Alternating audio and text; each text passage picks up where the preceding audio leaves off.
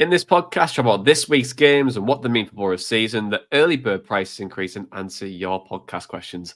This is the Boro Breakdown podcast, and this is our Boro Matchday chatter in a pod. Wants support. Curtis Fleming is there on the edge of the area. Fleming for Craig Hignett. Hit it, Higgy. Higgy hits the treble!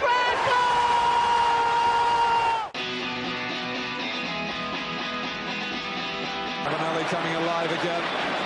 Juninho wants the ball played to him. Avenelli spots out Emerson!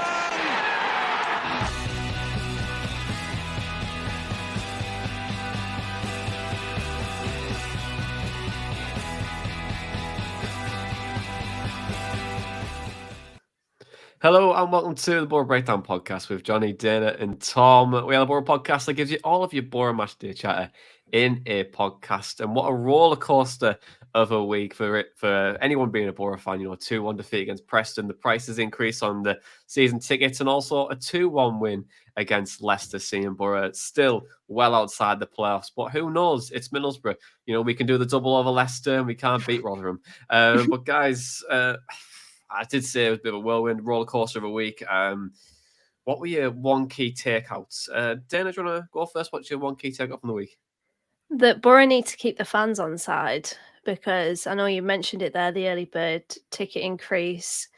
It's been a really disheartening week off the pitch, given that. And I was in the away end at Leicester yesterday, and the fans were just so supportive of the team. Even when we were under the cosh a little bit and Leicester were piling pressure on us, the fans really backed the players, and Red Faction were there. They had their banner up that said MFC, bit of advice, lower the price, which was really good to see. It was well received by the Boro fans.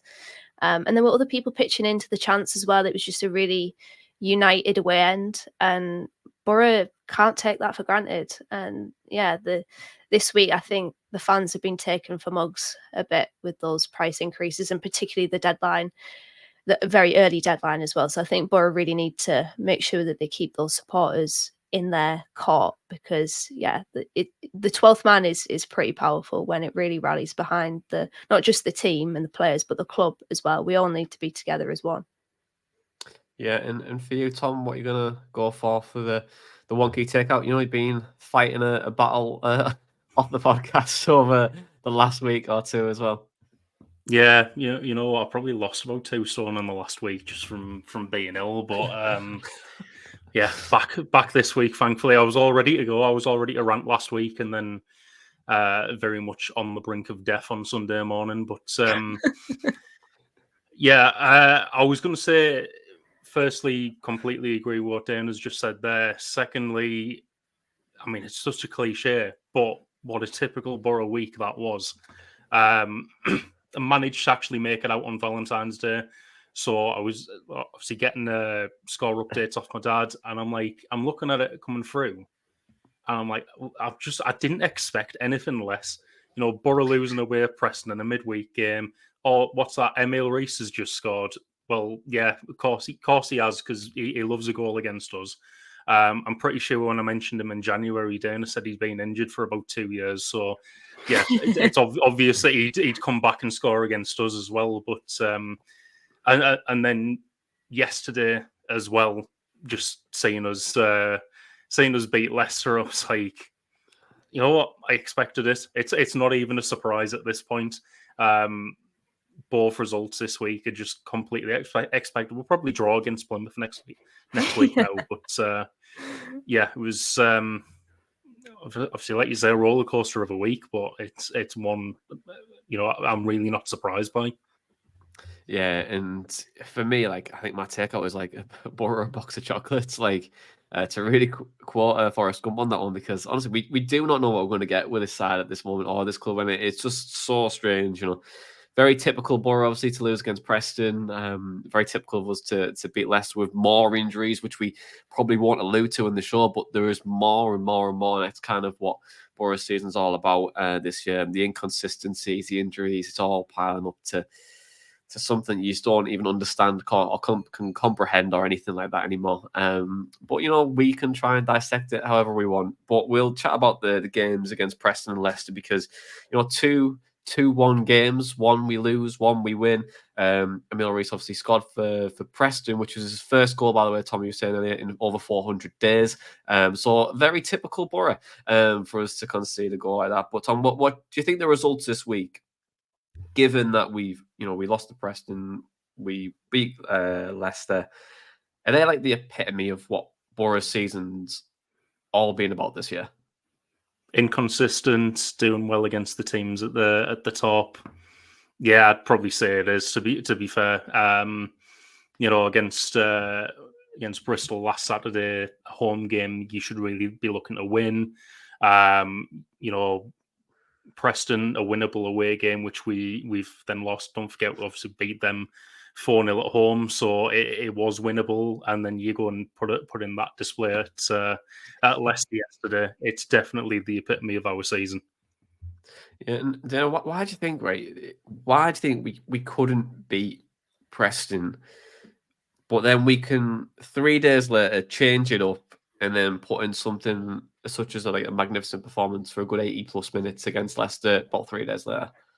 Yeah, I think you have to take both games in isolation, to be honest. I mean, firstly, it just sums up the championship and it sums up Middlesbrough, as Tom said. And I mean, against Preston, it was so frustrating because we started the game well. I think we tweaked our approach slightly, which might have been due to the pitch. It was awful at Deepdale, it really was.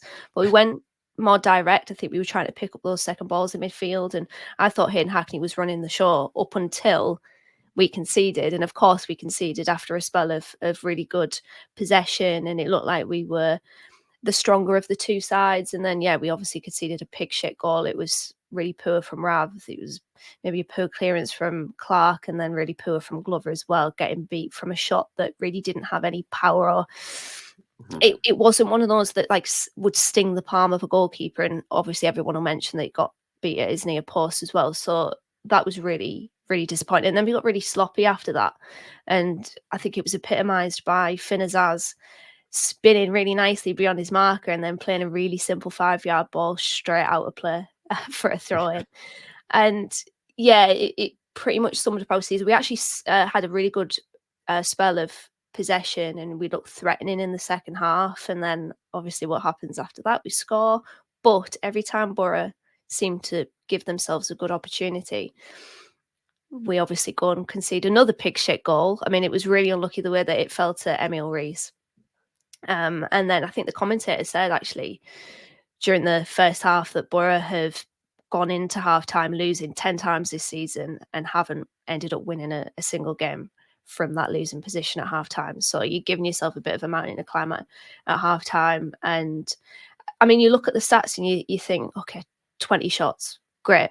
We must have been threatening. We must have looked like we were the side that were destined to go on to win the game, but we didn't actually create much. There was one chance. We created one big chance, and it was Marcus Force's really instinctive shot, which Freddie Woodman reacted really well to. But other than that, we didn't really create an awful lot. And it was because Preston were packing the central areas. Every time that Sammy Silvera kept coming inside from the left, he was shooting. It was getting blocked. We did not attack the weaknesses of Preston, and we actually played into their hands, unlike against Leicester, where we obviously saw that they play with that high line. They like to dominate possession.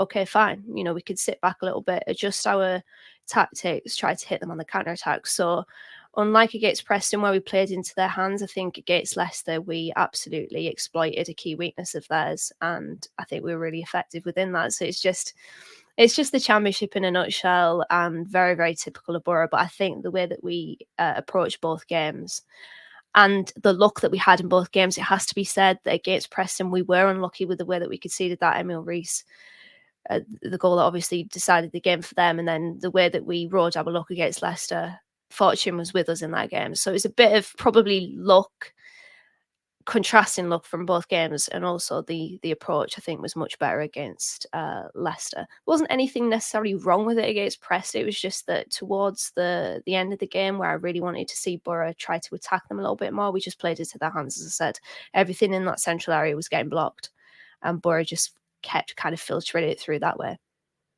Yeah, is that what you say would impress you the most against Leicester than the ability to control the central area, pick up on their weaknesses as well? Because I know there's a little bit we can chat about around their really high line, but would you say the ability to like pinpoint their weaknesses and really exploit them was the big thing that impressed you the most? I think so, yeah. I mean, obviously against a side like Leicester, given the possession that they have, you are going to concede quite a few attacks against them. I think the wide areas were particularly important for them, but the way that we defended once they got into the box from those wide situations was really good. There was one chance that Vestergaard had, and Daka actually. They both should have scored from those situations. But after that, I think Ayling at the back post really was strong in his defensive performance, winning those battles at the back stick. I think the way that Paddy McNair was really aggressive on Keenan Dewsbury Hall, I think was really impressive as well. Obviously, a player like Dewsbury Hall, he's going to have an influence on a game. You can't completely shut him out, but I think his McNair was absolutely fantastic. It has to be said, because it was his first appearance since the beginning of December, and he barely put a foot wrong. There's only one thing that he did wrong actually, which was in the second half. He was aggressive and he pushed out, and he kind of lost the flight of the ball, and it ended up going to Jamie Vardy, and he had the space, but thankfully nothing came of it. But yeah, I was really impressed with how Boro dealt with Leicester's threat in central areas and how we really countered them, and we were a threat. Like, we absolutely deserved that victory. Obviously, we rode our luck, but we kind of earned it at the same time. Yeah, and look, it was our first win in Leicester since 2001. You know, we've done the double over them now, the only team to do that in the Championship as well, which is, again, very, very typical Boro. And, you know, for me, when I'm looking at Leicester and how they've approached this season, I think they've been very fortunate in some aspect to keep a hold of a lot of the players that got relegated last year. There was no way that team should have been relegated, really, but they were. You know, I think that wage bill of over 70 million is really showing its quality, I would say, in the Championship. I can't really say I'm too overly convinced by Maresca. I think, you know, he'll get.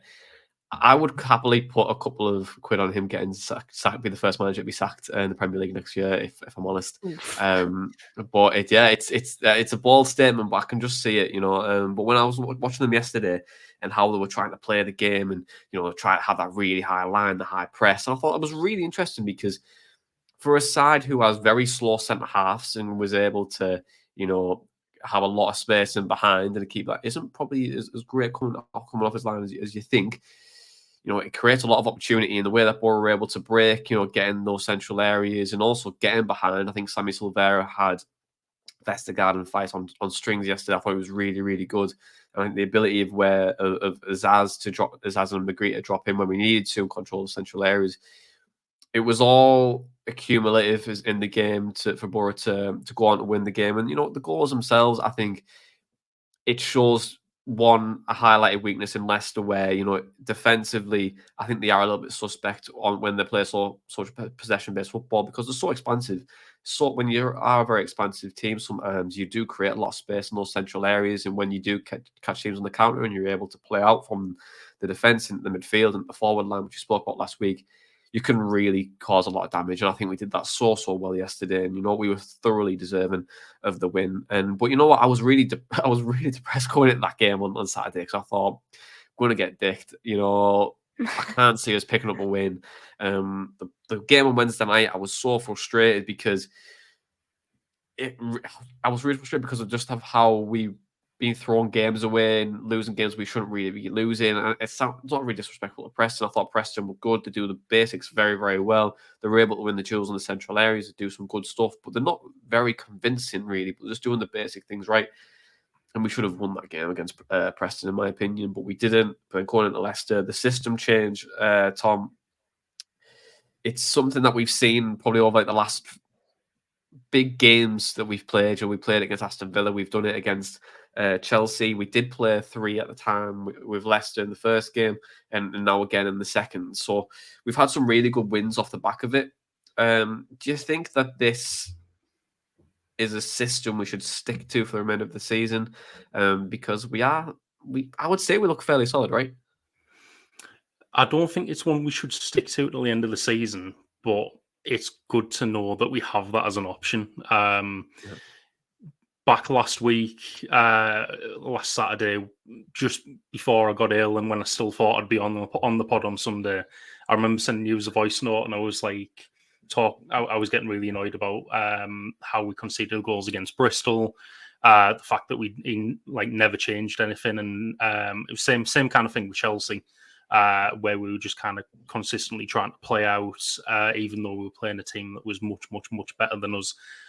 Couldn't really do anything against them from doing that, and I'm like, we need to kind of be able to change more in game, and it's always, since last season, since what happened against Coventry, something I've wanted to see more of from Carrick.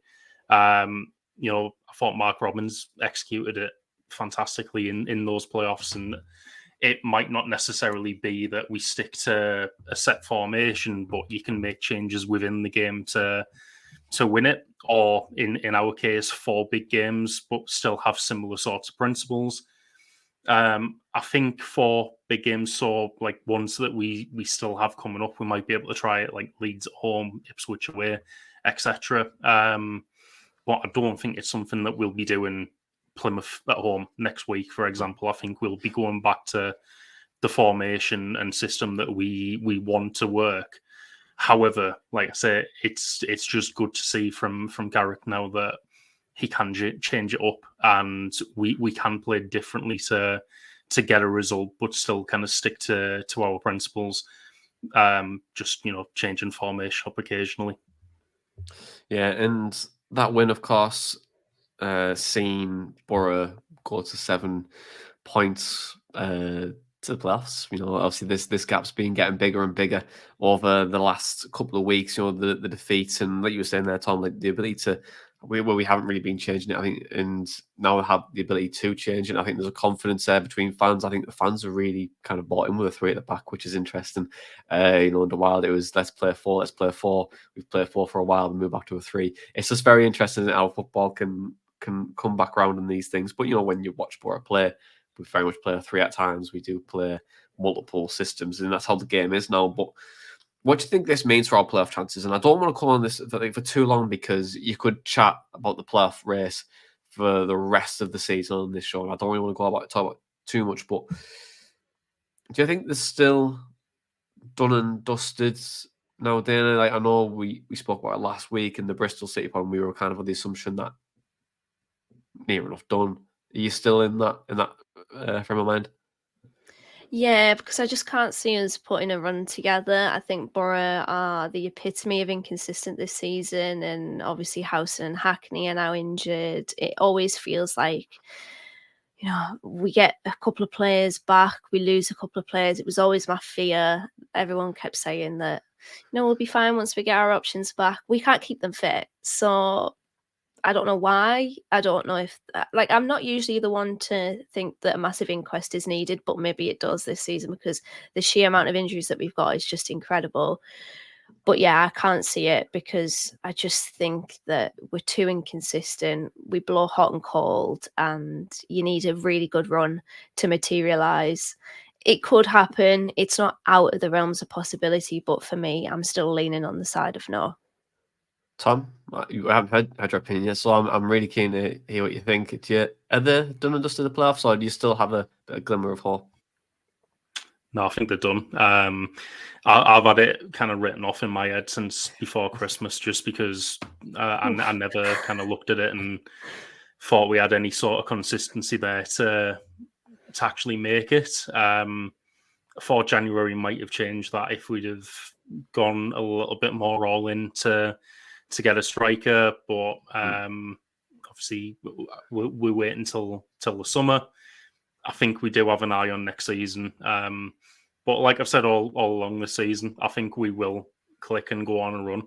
And I think by about March or April time, we'll just miss out on the playoffs, while, it'll really click for some players. We'll be playing some really good football, and we'll just miss out on it. I think that's what we're kind of destined for this season. Yeah, and on the players that you're saying that it's click and fall, Azaz, he's hated by a section of Boro fans a couple of weeks ago, but 2-2 now. He scored a lovely goal against Preston, then a lovely little dink yesterday. Do you think he's slowly starting to find his feet now, Finn, as Tom? Yeah, I'd say so. Bear in mind, like I said, due to being out and being ill, I've still not been well up until yesterday. I've not managed to see a great deal of the games this week, so I'm having to go off, extended highlights of what I can see and stuff. But he does look a lot better in what I've seen. Obviously, the goal against Preston, I was delighted for him to get that, just because it did look like he was, the first few games, trying to get a goal, but also trying to really announce himself with an absolute screamer. I remember one against Sunderland where it was like, if you just take a touch, just slide it in, really.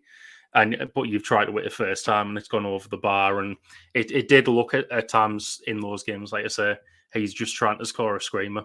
But then he does against Preston, and then he scores a like relatively easier chance in comparison against Leicester yesterday. But also what I was seeing in what I've seen is that his build-up, his build-up play has never really been an issue, I would say, in even the in-person games I've seen. But I don't know, it seemed better against Leicester yesterday.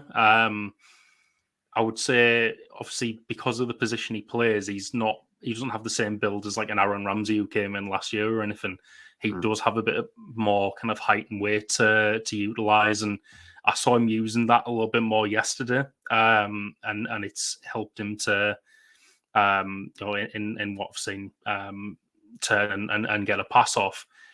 It does look like he's growing in confidence, and if he can keep that up and kind of keep playing in those central areas, I think he's going to be one of the players who it does really click for come the end of the season, and by the start of next season, we're all going to be clamouring to watch Finn Azaz, assuming he's not been sold after 6 months. But how often does that happen? Yeah, well, was there a trend yesterday for Finn Azaz? I felt like I'd hear something in the commentary. They were singing, do you want me to do it? Do you want me to actually do it? I'm not going to do it, but they were singing ole, ole, ole, Finn Azaz, Azaz. That's what they were saying. I was going to actually do the chant there, but it's just, outside of a football, it's like an ick. Outside of a football setting, it's like, stop that. I'm not gonna lie, I thought I was gonna throw you into it to do it there, but I know I didn't get my wish. But I thought Finn Azaz was amazing yesterday. I thought he was really, really good. He's a player definitely that you can look at him and go, there's, if we were able just to keep let him develop a little bit more and just and really show his quality and let him bed in. We've got a really good player there. We really do. I think he's so comfortable on the ball. And I think if you wanted to look at his performance yesterday, like a moment apart from the goal, it's where he just nutmegs Harry Winks and just gets past him. And then obviously his last bit of action before he gets subbed, but I thought it was excellent. And the whole team was excellent yesterday. And this kind of leads me quite nicely to one of our happiest moments of the pod each week, and it's the praise and place.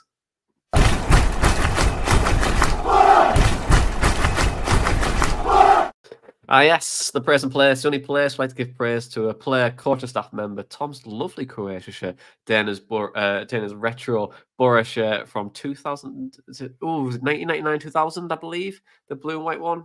Oh, might be. Who knows? It was. My Boro knowledge is gone. It was. Yeah, it was 1999. It was my birth year, but I don't know whether it's 98, 99, or 99 to 2000. But anyway, whatever. Someone's cursing the screen, how do you not know this? It is what it is. It's definitely 99-0. I definitely think it's that one. But anyway, we move on, and also just give a bit of praise to tside.co.uk because they've got our Boro Breakdown merch on there. If you fancy wearing a Eastside Club shirt, a Shithouse Island shirt, we've got all of our merch there. So do have a look at those as well. The links are in the description below. But guys, who gets our place in the praise and place this week? Would you mind if I go first this week? Because I've got two players in mind that I would really like to talk about in Sammy Silvera and Riley McGree, the two Australian internationals for us. And they're in my praise and place this week because, one, we have missed Riley McGree so much. He is just a wonderful, wonderful talent. And I've said this on this podcast many, many times. He is the best player at this club by a country mile. Just so good to watch. We create so many chances. He gets himself in really good positions, and we just look so dangerous when he's on the pitch. But also, I want to give a shout out to Sammy Silvera as well, because just pre to the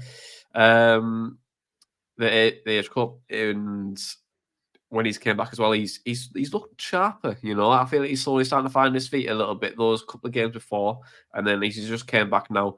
I feel like he looks like a player with a bit more confidence, and we can be frustrated sometimes with his decision making, but when he gets it right, there's a really good player there, and I think there's a bit of excitement for me around Sammy Silvera, and hopefully next year we can really see that as well. We've got Finn as the Sammy Silvera. Hopefully can find his feet more, and if we can keep hold of Riley McGree, then it's quite an exciting front line as well. And we hopefully we can keep building onto that. But yeah, two players that really stand out for me. You can go for more and more in terms of players. You could say the whole squad, everything, but for me, those were my two standouts yesterday. Maybe a shout out to Rad Vandenberg as well for just always being brilliant.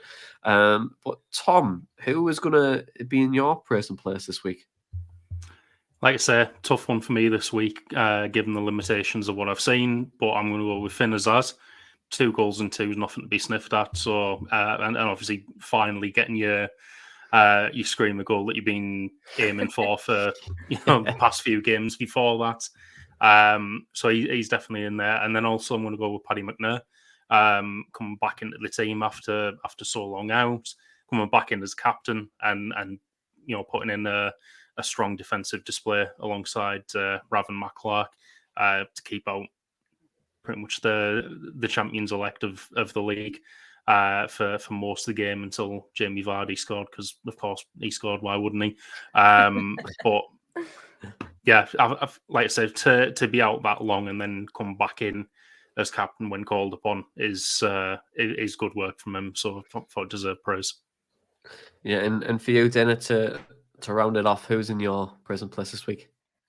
I think it's only right I put Michael Carrick in there after starting the podcast last week with a little bit of criticism aimed at him. It wasn't, I didn't go in on him. I just said that he's a coach in development, and it kind of shows. But he got it absolutely spot on against Leicester. It was the second time at home this season across their 17 matches that Leicester have conceded 2 goals.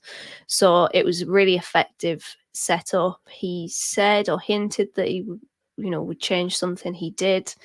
And it shows that he does have that flexibility. And I absolutely loved that moment at the end where he went over to the Boro fans and they were giving it the oh, and then he kind of like went, eh.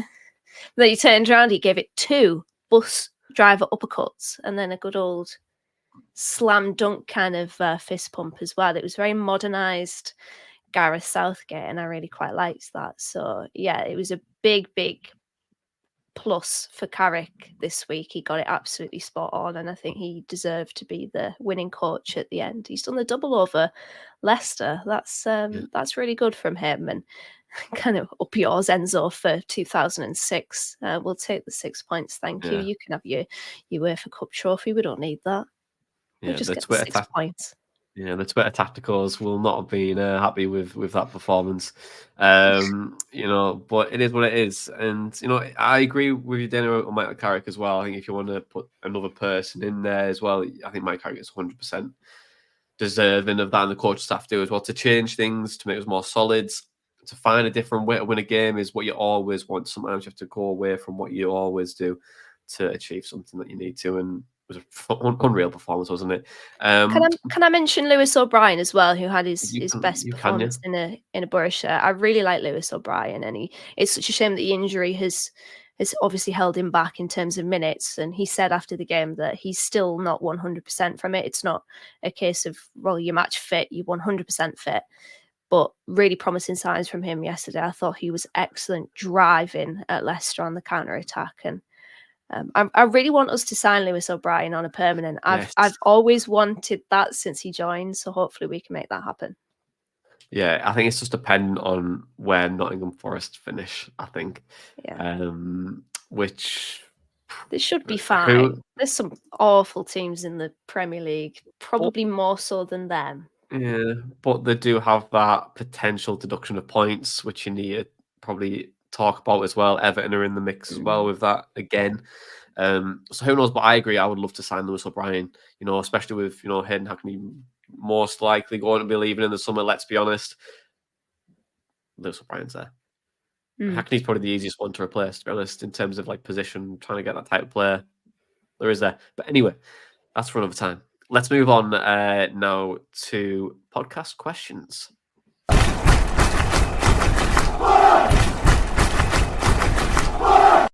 Yes, podcast questions. Every week you get the chance to ask us a question by Twitter, Boro_breakdown, email, the Boro Breakdown at hotmail.com, or by joining our Telegram chat. We're 415 Boro fans chatting anything but Boro, and we do chat about some things. The match days are always a fun one. Everyone just loving it, especially when we win, because when we're getting beat, good God. And they love Green Matt in particular, by the way. Shout out to Green Matt. Shout out to whoever you are, Green Matt. Shout out to you. No relation to Tom. But there's a question of the week. People might not get that, but some people might. It nearly went over my head. I know, there you go. But the question we got for today, I'm going to leave it as one because we have a lot to talk about in terms of the early bird prices. But Ben Strickland sent us a question. He said, going into the summer, how many players do you think we need? Looking at it now, we may need to bring in 5 or 6. It's an interesting one because there is some players out of contract. There's some players that will most likely be moved on. But Tom, I'm keen to hear your thoughts on it, and we'll probably get all of our opinions on it as well. So, how many players do you think we need in the summer? Yeah, I think, like you say, there are potential sales and end of contracts to be coming at the end of the season. I think I agree with Ben where he says we need another 5 or 6. He actually he put some out on Twitter the other day, and his choice for striker was the same as what you've said, and I'm completely 100% bought in on this, that we need to go all out for Tyrese Campbell. Obviously out of contract at the end of the season. That would be a great free agent signing to start off with. So that would be one. Ideally, I'd like another striker. I think we'll probably need another midfielder. Like you guys have just said there, I think I'd probably love that to be Lewis O'Brien as well.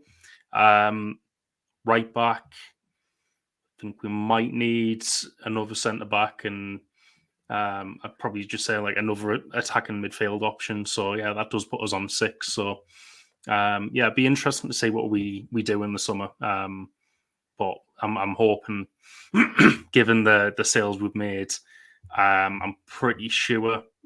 I read on One Borough before we sold Crooks, we were pretty much at a net spend of 0. Bringing in that Crooks money, we're probably on a positive net spend. So, no, would that be negative? Whatever way around it is, it's good for us. So, going into the summer, we should have, I would hope we do, a little bit of room to spend financially. So, fingers crossed we can bring in 5 or 6 of some real quality in the summer and have a go next season. Yeah, and for me as well, like I think we will hopefully have more money to spend than we have in previous years, if we can. Obviously, there's a bit around like the early bird on that, but I think for me, yes, definitely centre forward. I would love Tyrese Campbell. I really, really like him as a profile as a player, and if he can get going, unreal. I think we definitely need a right back. I can't see us signing Alien. I definitely can't see us signing Thomas either. And I definitely can't see us signing Sam Greenwood. So there's 3 players that you need to bring in already. Off that, if you want to add a third person for the left back role. And, there's a number of players I think we can look at as well. Definitely centre forward. I agree with you, Tom. Probably another midfielder for Hackney, and hopefully get another player in for midfield, because O'Brien's not going to be here and Neve's going to be house. I don't think. Maybe don't shoot the messenger on that one. But I just think that we do probably will need to refresh. But it's much better to be in this position now than we were in last year, where we were needing a lot of players, like 8, 9, 10. This year, it's probably only half of that, which is a bonus, I guess. But then, what do you think? How many do you think we need? Well, I've actually gone 7. I feel like that's quite It's quite a lot compared to what you have said. I've gone with a right back because I can see us moving Dijksteel on. I've gone for a centre back because McNair's out of contract. I can't see that changing, so he'll leave in the summer.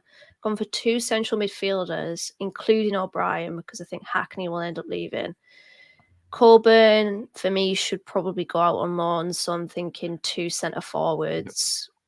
I mean, we need centre forwards anyway. And actually a left winger, because aside from Randy McGree, there's not much depth really in that position. And I think it's quite a specific position, isn't it? Because I think you need to be a sort of off-centre number 10. You need to roam into those central areas. So maybe a left winger as well that's versatile, that can maybe offer that traditional left wing role, but is also comfortable coming inside as well. So 7 for me. Yeah, and on that winger point as well, like, I would say out and out winger, like a bit different. Do you know what I mean? On the left? Like, yeah, on the left. So sometimes you can play with 2 wingers rather than just have the one winger in Isaiah Jones, or maybe play force there. Just having that option, I think it's always good to have options down. And if we have them, then absolutely brilliant. Let's move on. Let's talk about the the big elephant in the room, really, around the season ticket prices, because this week Middlesbrough announced the early bird prices for season tickets for next season. The early bird prices have went up by about 5.5% to 6%, however you want to calculate it. And the deadline was initially announced to be the 15th of March, and it's the earliest ever been. So there is a spreadsheet which was. I want to credit Sean Wilson, who is an unbelievable statsman when it comes to Middlesbrough. And if you haven't got him a follow on Twitter, please do, because some of his stuff's really, really insightful and really cool.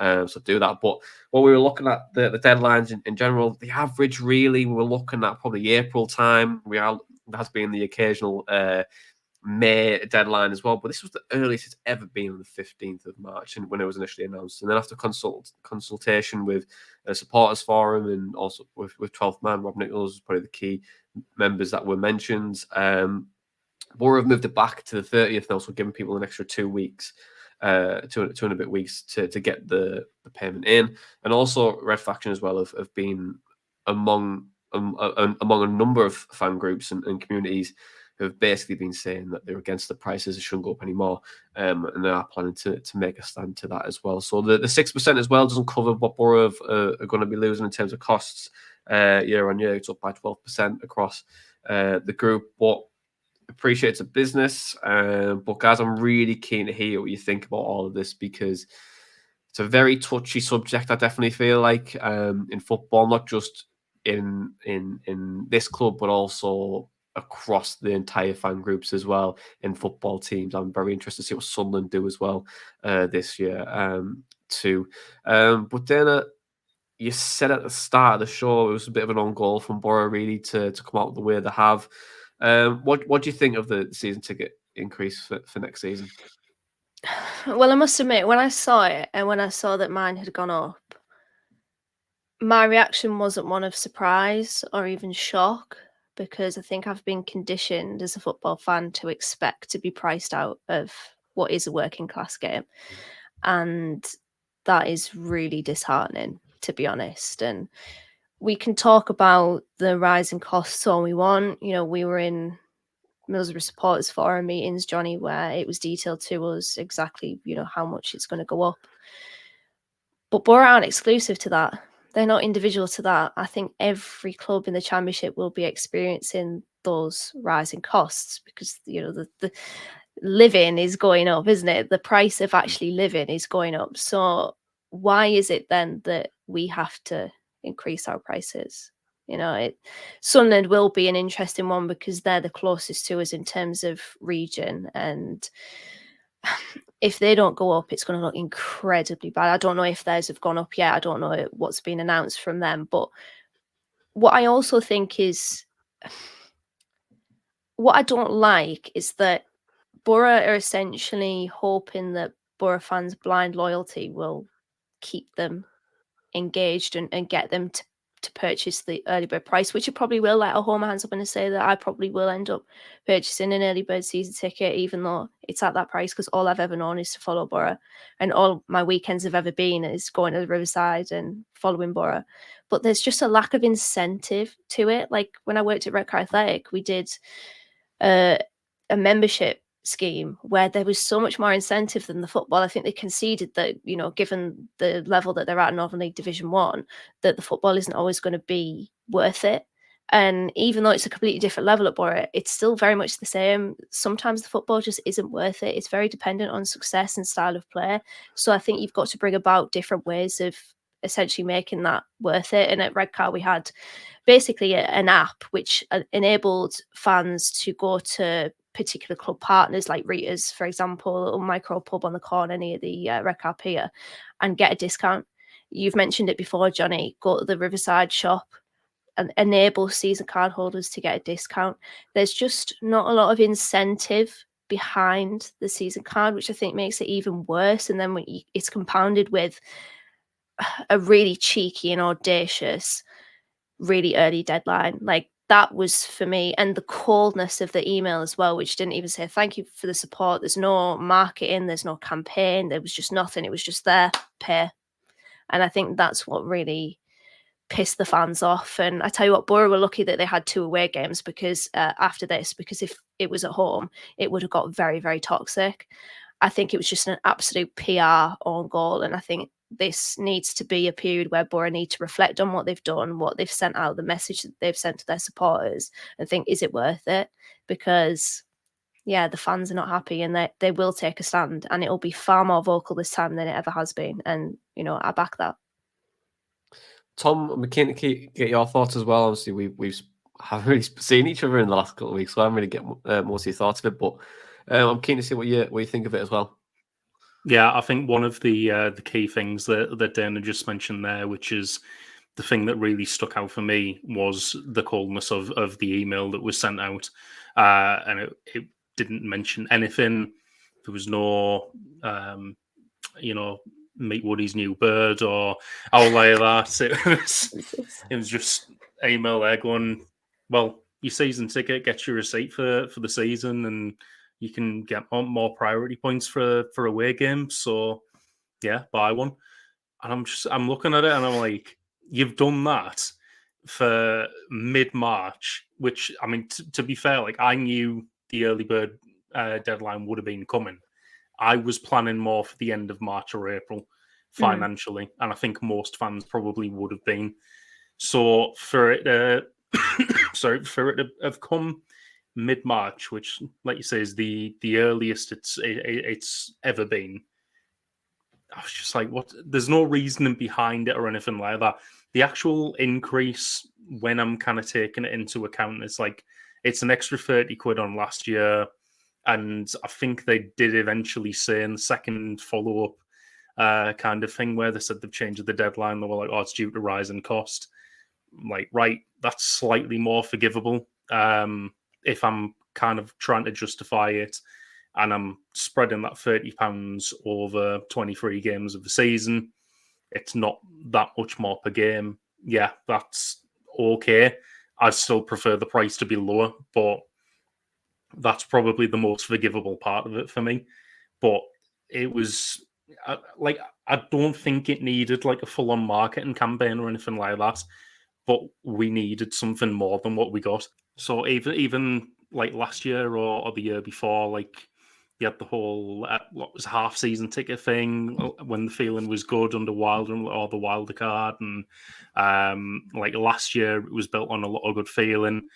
This year, there's very little to be positive around this season. I think the club are kind of aware of people's opinions on where the club's been as a season this year and what we're likely heading towards, and it's not the playoffs. But there was nothing in that email which would say this is a good reason to renew, or this is why you should be doing it like this early, or anything like that, which was just really, really tone deaf. And I can't understand who signed that off, like what they were thinking when they signed that off to be sent out to fans, because or I don't understand if they were expecting a different sort of reaction to it, because I'm looking at it, I'm thinking people are only going to react to that in one way. So what were you thinking? So yeah, it was the main part for me was just the way it's been done. I'm happy the deadline's still been pushed back, but I mean, for me personally, I am still thinking about would I rather spend 510 quid, I think it is now, on that, or would I rather save me money and do something else on a weekend? Because this weekend, not this weekend, this season's not really given much to be inspired about, and obviously there's been nothing said about what we're trying to achieve next year as well. So it's like, give us a little bit more information and incentive to renew. Yeah, and like on that as well, I think if we're able to get like the early bird deadlines up as well, I think if you both mentioned it around the deadlines, the 9 times we've had it over the last season or last 15 seasons, 9 times have been in April. So early middle April has been the time where it looks to renew. Now, if you look at the 31st of March, it's been throughout. Now it's probably throughout the last 4 years have been in the end of March, and obviously we've got 2 there for May in the 9-10 season. I think you need a lot of early bird for the incentive for what the season that we'd had. You need more than that, and then obviously again with the 11-12 season as well. Again, a difficult season, and obviously you're having to try and bring more people in and getting people to buy tickets. And for me, it was frustrating. I think I knew prior to the announcement that was going up. I think I was at the sports forum on the Monday. I think it was announced a bit later on in the week that it was the week after that it was going to go up, and it was relayed back to rising costs across the season. Like Boro have noticed a big increase in costs of about 12%.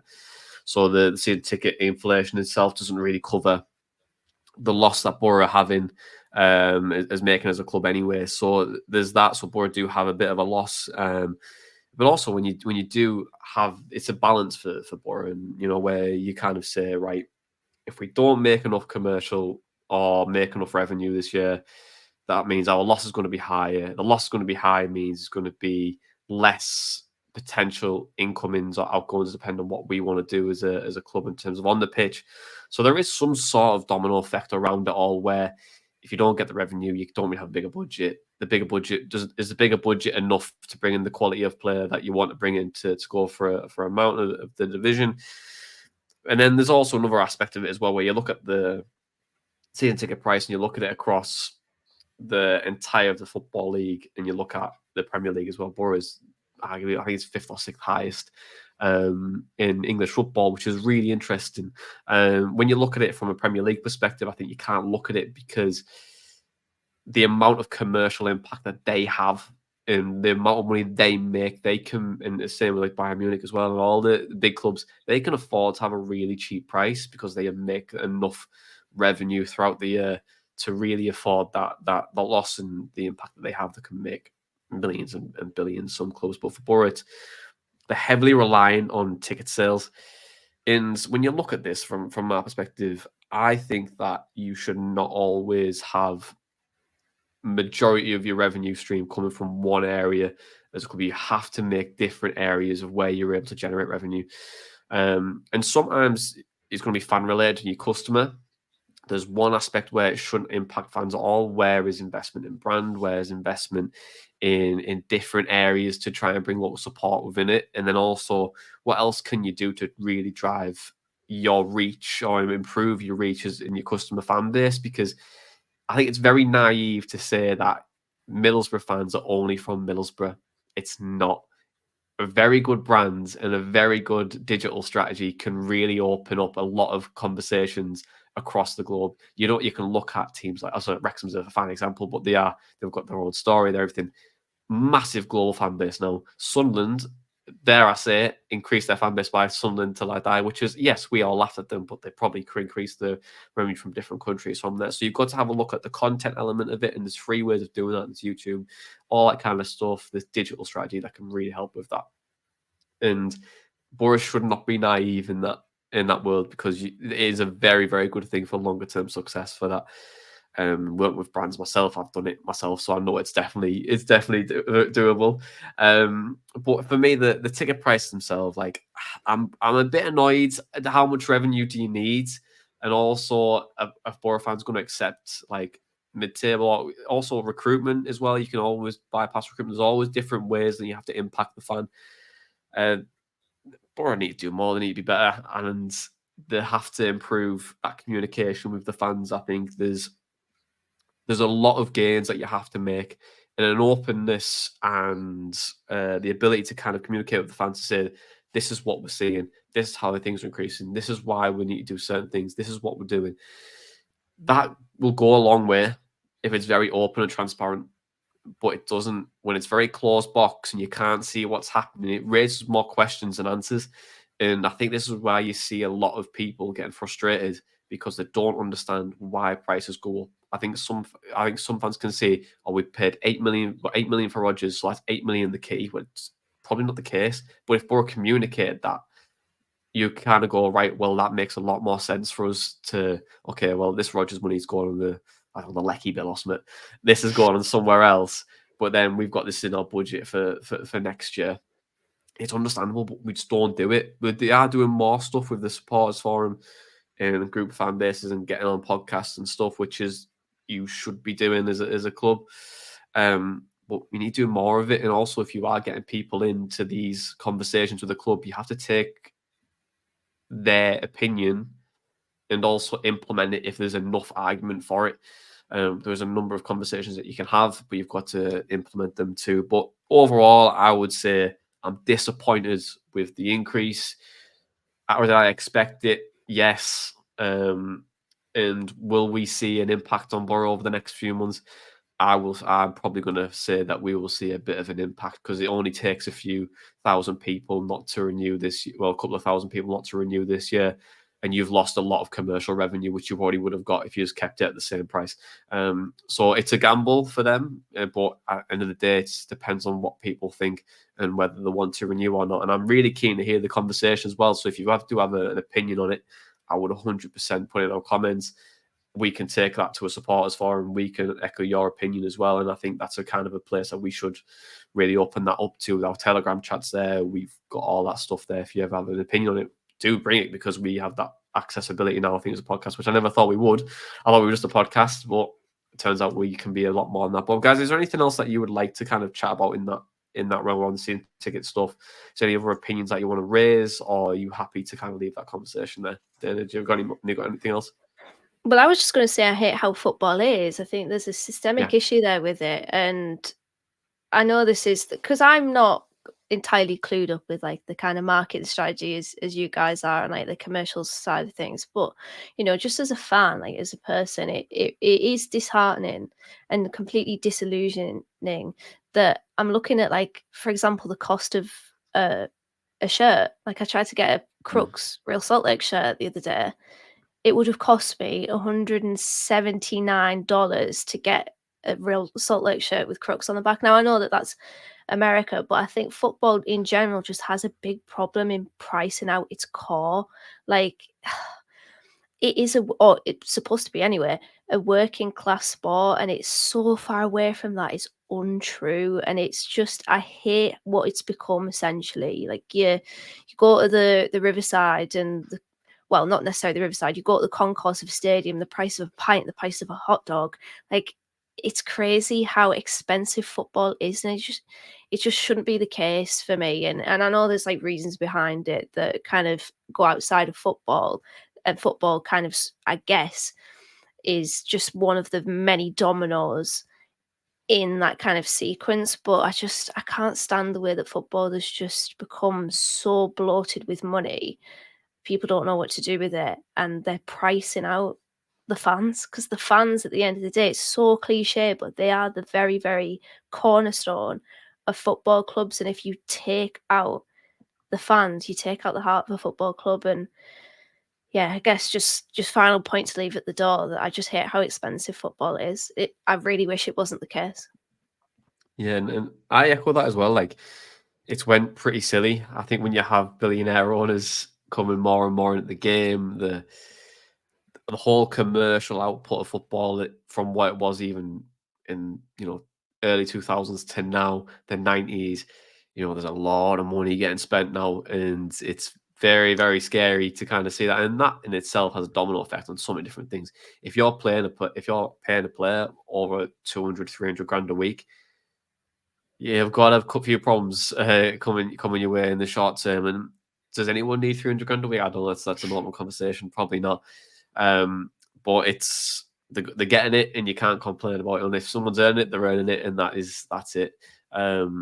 But you've got to try and find ways to make more. If you're going to have to try and find ways to make more money, you've got to have to be creative. And you've got to do. It's not like making money's can be a very difficult thing for a football club. There's a lot they can do, and I think you've got to be very, very open and having a different strategy to really improve that. Like, in whether that's naivety or what, but I have to look at these different ways of doing it and finding efficiencies. What I really don't want, and what would really upset me is if I was at a meeting and they said, "Oh, well, we've always done it this way."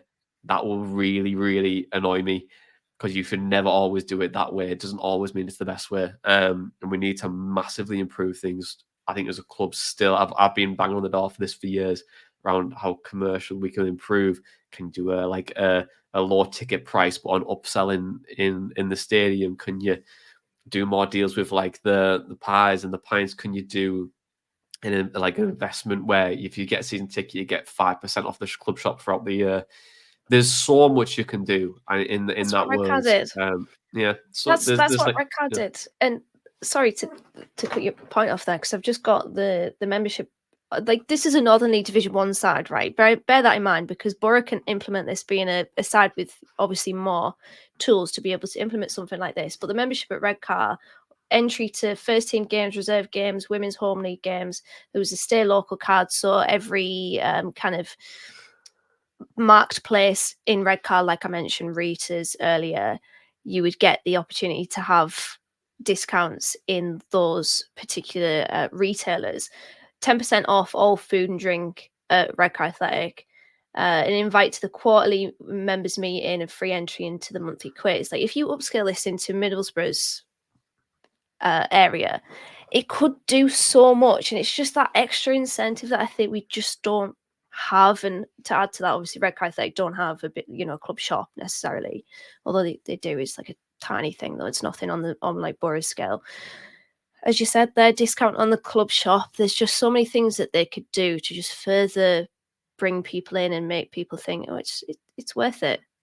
Because at the end of the day, the football, it depends on whether the football's good or not, that people will sit back and say, yeah, that's worth it. Yeah, and like on the pitch as well, like if Boro were bottom of the league, right, you could give a ticket away for £1 and people would still not turn up. It's such a volatile industry. So you have to play the long game. You have to play it.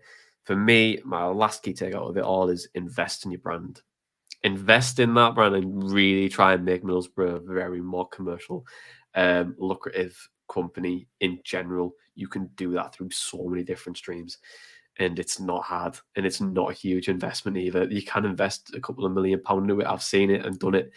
Like, you can do all that, and you can shift some really good metrics on it, but it's how you want to play the long game. And it's not just us, it's the fans 10 years from now that you need to worry about, and that's where I think you should look at too. But Tom, is there anything else that you want to chat about around this section, or have you got any final points at all?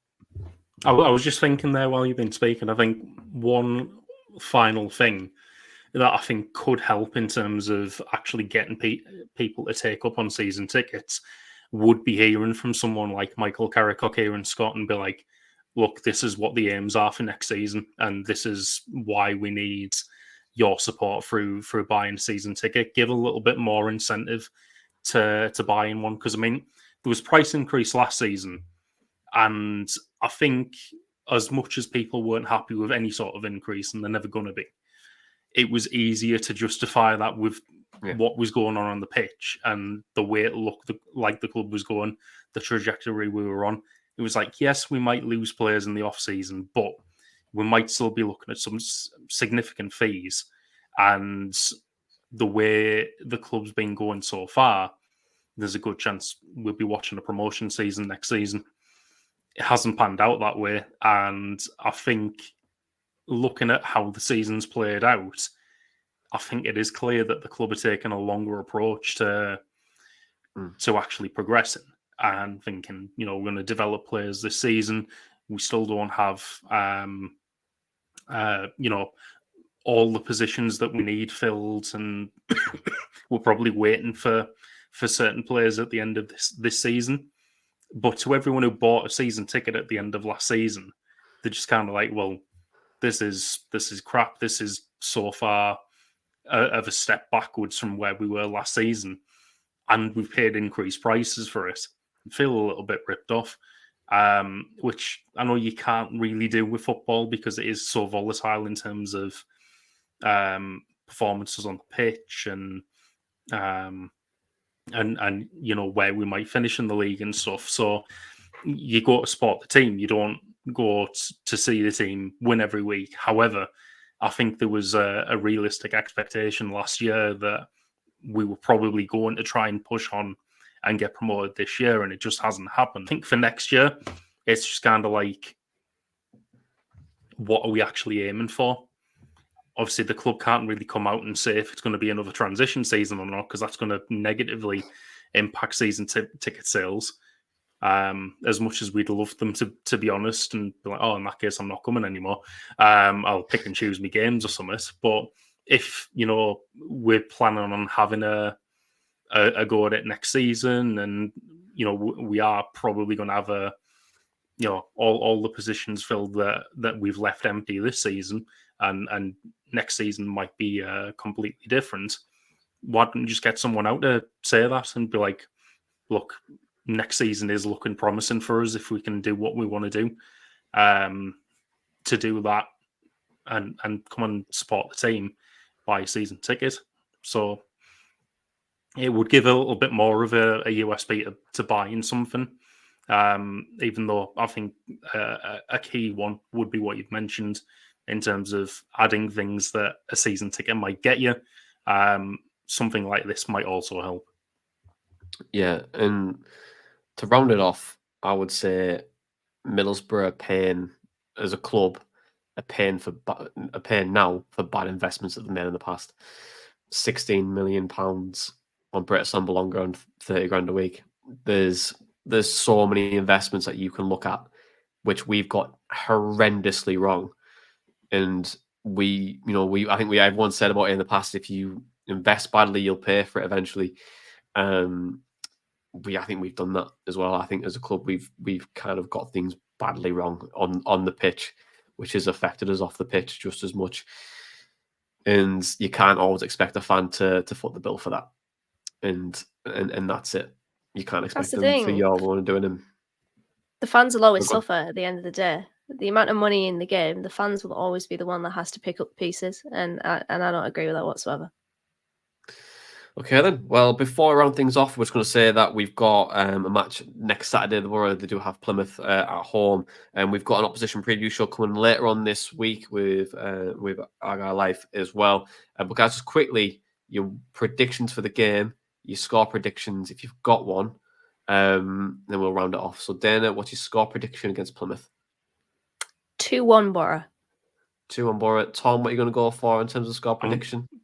I'm going to go 2-0 Boro, and also append that by saying Azaz is going to make it 3-3 against his old team. Oh, yes. Like good prediction. And I think that Azaz might score as well. I'm going to go with a 2-0, and I'm going to go with Azaz and McGree will be our goal scorers. But guys, thank you so much for joining me. As always, to the listeners and viewers, thank you so much for listening and watching us. Don't forget to give us a comment on your opinion on the season ticket prices in the comments below on YouTube, but also tweet us or message us on Facebook or wherever you're most active on social media or podcast apps. Do us give us a 5-star rating, all that kind of fun stuff. Engage with us. Let us know your thoughts. We can always bring that back and collate that for you and push it back to the club. But for right now, we are like a box of chocolates, this club. We just don't know what we're going to get.